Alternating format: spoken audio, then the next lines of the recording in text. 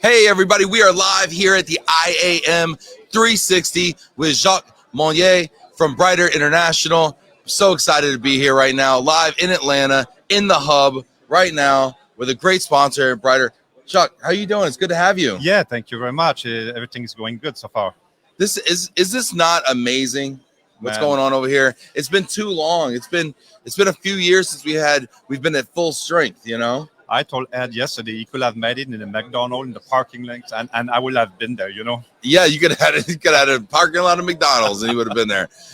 Note to all the production people next year. We're doing this thing at McDonald's or maybe Varsity Burger down the street. This is great. It's great. It's great to be here. And where in the world are you from, Jacques? I'm from Montreal, Canada. Montreal, Quebec. Yes. Real French Canadian. I born in Montreal. Yeah, I love Montreal. Yeah. So I went to school in upstate New York Okay. at SUNY Albany. Okay. And we were just right up the turnpike there, 87. Be there in 2 hours. We had a lot of fun in Montreal. Yes, I believe you. He's like, I believe you. Yeah, I know. Thank you. It's a very credible statement. Yes. Besides having all that fun, though, what's going on from a moving perspective in Quebec? It is pretty good. I mean, the French people, because Quebec is a French place where a lot of people from France are coming to immigrate in Quebec, Canada. So it's very, very busy. I mean, actually, the Canadian government has opened the visa. So they are welcoming a lot more people, and most of the people that are coming to Quebec are French-speaking person. Yeah. So it's great. We've been very busy. So you have a lot of French immigration there. Oh, yes. Because of the language. Because of the language, we protect our language. You know, that's the only place in North America that we protect the language. We have our own law, our own things. So it's like, you go to France, but in Canada, you know. Yeah, I mean, I tell you what, going there from New York, it felt like I was in obviously another country. It felt like I was in Europe. It felt like I was in another continent. Absolutely. And that adds so much to the experience and everything. Talk about, where you service and talk about Brytor for a second, because I got to tell you, I'm first of all so appreciative because yesterday Brytor sponsored what was probably the best session at this conference. And because we were having a conversation with actual corporate relocation clients. And I thank you so much for allowing us to bring, the likes of Fiserv in and the likes of UPS. Coca-Cola was in the room. Just bringing in those folks from Cox Enterprises and from Warner Media. I mean, Discovery Channel. I mean, it was just incredible having folks there. So thank you for sponsoring that, really. Yeah. Tell us a little bit about Brytor and what do y'all do? Well, I've been in business for a long time, since 18 years old. I just like an old good story. You were, starting with the truck. I was going to school, paying the school, with the truck. And I'm 59, so that's been, almost 41 years, So you started with a truck? With a truck to pay my study in school. Oh my gosh! Started with a truck and a good work ethic and an economic need. Yes, absolutely. And how did it build from just? Well, first of all, what made you decide? And I'm sorry, I'm going to get into this because I love this story. All right. So what made you decide? You know what I need? I need a truck. Yeah. What made you decide that was going to be the way that you were going to get there? Well, I was in my mother. I came back from California. I lived 2 years from 16 to 18 years old in California. Came back with nothing. So I came back to my mom and I said, I need to start the school. And so she said, hey, I have somebody that is doing the delivery. You could join as a driver or helper. I said, yes, I take the job right away. But 3 months after, I had the truck because they were needed. I bought a truck with almost no money. How do you buy a truck with no money at that age? I took a weekend, man, to search around and make a commitment to someone. So he said, okay. So you found a person, not a bank, but a person, an individual? Yes. And you said, and you just worked out a deal with him? Yes, and everything I did, I honor. I paid back, and people trusted me, and it just went. 3 years later, I had 17 trucks in front of my house. 3 years later, it's 17 in front of your house. Yes, I was parking on the Metropolitan Boulevard, just under the. So 3 years later, I could just picture this house. This must have been a big house. Was it a big house? No, it was a small one, but small house, big parking lot. Yes. It was amazing. So it just went fast. At that moment also, it was a good time. Okay, you had this big dinosaur mover, and the small one when they get in. You just put an ad in the yellow page, and then boom, the phone was just ringing. Wow. So it went very fast. And this is in Canada, that is in Canada, yes. In Quebec. So now, 3 years into it, you got 17 trucks. Yes. And what year was this?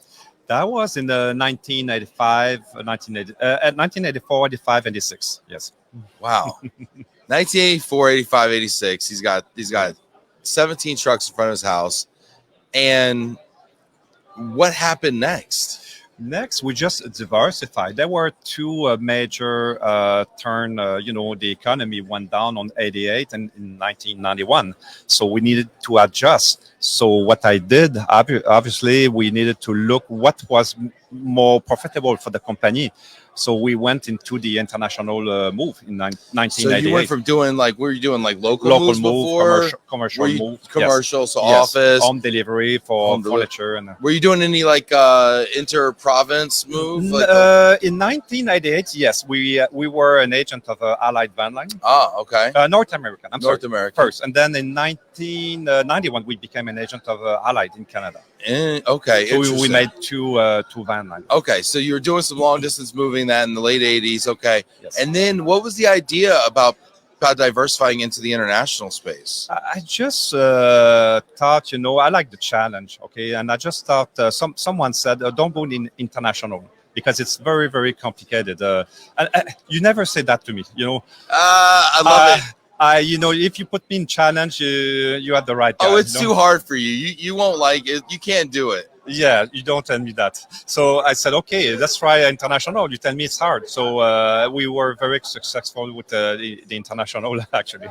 So if you want to know how to get something out of Jacques, tell me can't do it, all right? Exactly. Listen, you can't buy me dinner tonight, Jacques, okay? You just can't do it, all right? All right, let's get the credit card. Now the credit card comes out. See, that's how it works with Jacques. You can't tell him you can't do something. No, so then you got an international. Yes. And what was that like starting that new business line? I mean, it's a whole different beast. Yes. I mean, you went from being an asset-heavy, local and long-distance mover doing commercial work, very much a men and trucks operation, I presume, to then doing international, which is very much the forwarding and logistics side of it. Yeah. How was that? What was that transition like? It was a bit more complicated for sure because you have a lot of more technical things like paperwork, custom formalities, and I mean it's another thinking international.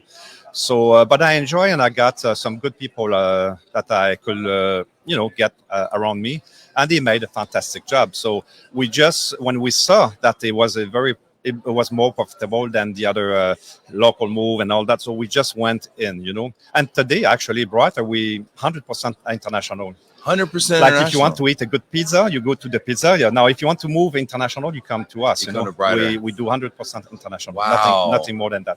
So now, you don't have the 17 trucks in front of your house anymore. No, we have a little more. We got a little more. So do you still operate a warehouse and trucks operation? Yes, the success of our business, and I know a lot of folks. They don't have trucks. They just go give subcontract and just. So we did that at one point. We had nothing, but I found for quality we needed to have at least a base. So every location we have now in Canada, we have 7 locations. Wow. Every location has a warehouse, has a bonded warehouse, and we have trucks. We have crew. At the minimum at least, and right. They work good for quality. We know it's the good things to do. This is the second time I've heard how important it is to have assets. Yes. And I think that sometimes people think of, IAM and the members as being non-asset based and forwarders. But in reality, I'm meeting so many great operators also who are on the ground, boots on the ground. You said you have 7 locations. Where are those 7 locations? We have from the Maritime, Halifax, Montreal, Quebec City, Ottawa.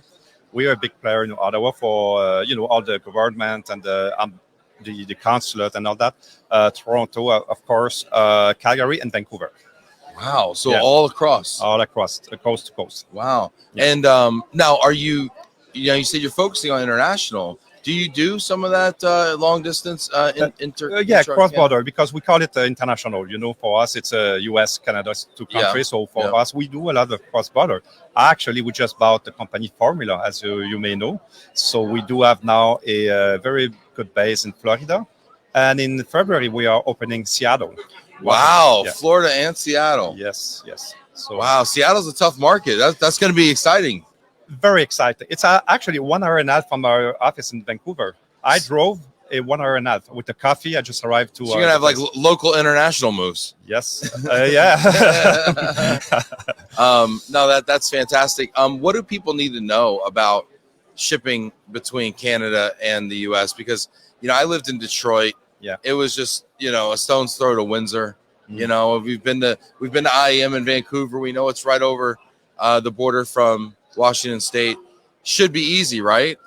Yeah, the things in Canada is different than the U.S. In U.S., you can make a $32.99 U.S. custom form. You just pass a driver's pass and it's done.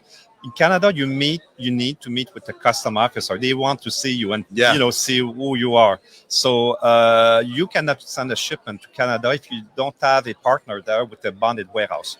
Otherwise, the drivers is going to be stuck at the border. You're going to need to call the customer and say, "Hey, come and meet me at the custom." That's not going. The customer will be very upset. So you need to deal with a partner that has a bonded warehouse, and so we do have that. And so when the carrier cross border, they just show our bond. They come to our place. They deliver the shipment. We send the customer to clear custom, and then we deliver the shipment. It's a very nice process. It flow very, very good, but you need to have that partner that has bonded places. Yeah, and it sounds like all your warehouses are bonded. All the warehouse, 7 warehouse bonded. Yes. So how many trucks do you think you have now running? Oh. We use a special kind of trucks. Okay, if you see my truck, you will say, Jacques, what is that? Jacques, what are these trucks, Jacques? Exactly. So this is one of our recipe.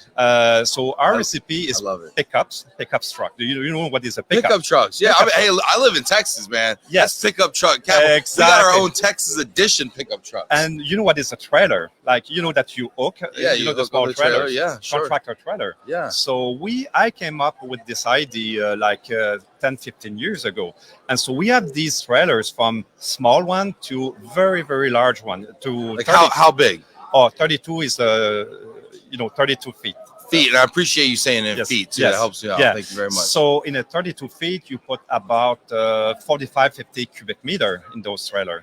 So you can have 10, 20, 30 trailers. You load these trailers and then you tell your drivers, okay, take this pickup, take these trailers and go. You go.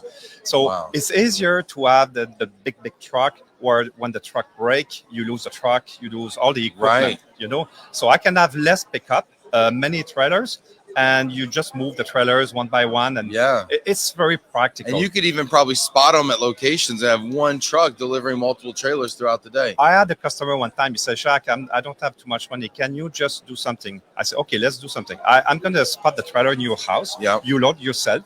And I go with my pickup. I take and you're going to be saving money because you do yourself. Yeah. So he was extremely happy. So that's a good kind of service, and not too many people knows that. But it's whenever I have a new mover, he see that, he say, "Hey, I never worked with this." But then after that, he come to always to see me and say, "Jacques, this is the most better things I've never seen." I love it. I love what you're saying there too, because it's counterintuitive, Yes. And you're right. People are going to see that and be like, that's not the big shiny 53-foot tractor trailer that we're used to. But those tractor trailers have so many limitations. Yes. You're running shuttles all the time on them. Yeah. You're right. Now your power unit is connected to your capacity. Yeah. You need a different type of driver's license oftentimes, right? So that means now recruiting becomes a hard thing to do, right? Insurance is cheaper. Insurance you don't is cheaper. need. Your father could probably drive that.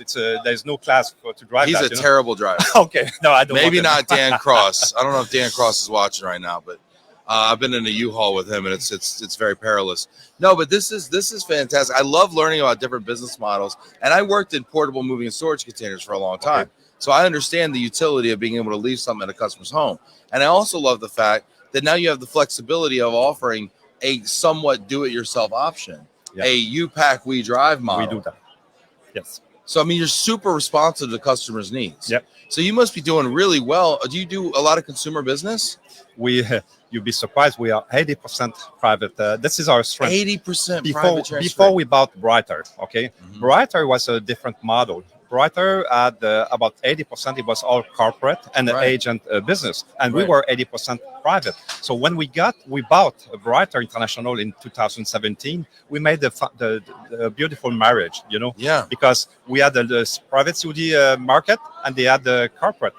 So that's worked very good. Fantastic. It makes perfect sense to me. I love it because most of these movers in here specialize in corporate B2B business. That's why they're here, connecting with other businesses. But I love talking to people who are nimble and entrepreneurial enough to see how to crack that private transfer market, because it's a huge market and it's only getting bigger because a lot of the corporate volume is going into the private transfer marketplace because of self-directed relocations, because of the lump sum shift, that's going on. So learning how to capture that private transfer market is going to become paramount to success in the future. Absolutely, especially now because a lot of corporations, they just give money to their employees. Yeah, so they get there we go, $10,000. Here's a lump sum. Go figure it out. Find your mover. So that's simple for them, and for the consumer, they just try to save money and keeping some. For them. With those budgets, they need other options, right? They may not be able to afford the full pack. Right, of the corporate move. So, I love the responsiveness. I love the ingenuity. Thank you. And it's no wonder that you've grown so much. Love the story. Thank you, Jacques. Thank you so much for stopping by here at IAM 360. I appreciate it. Jacques Monier, Brytor International, here at the IAM 360 in Atlanta. Thanks everybody for watching. Appreciate you. We will see y'all later. Thank you. Take care. All right.